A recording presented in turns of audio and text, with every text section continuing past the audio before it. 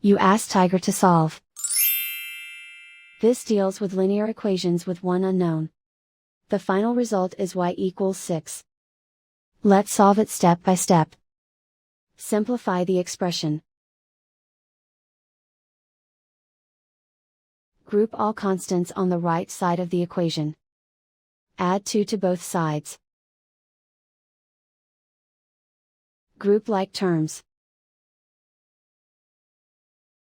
Simplify the arithmetic.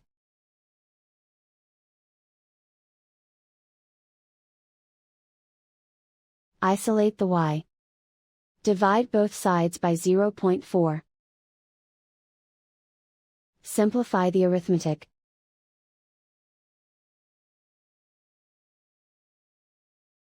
And so the final result is y equals 6.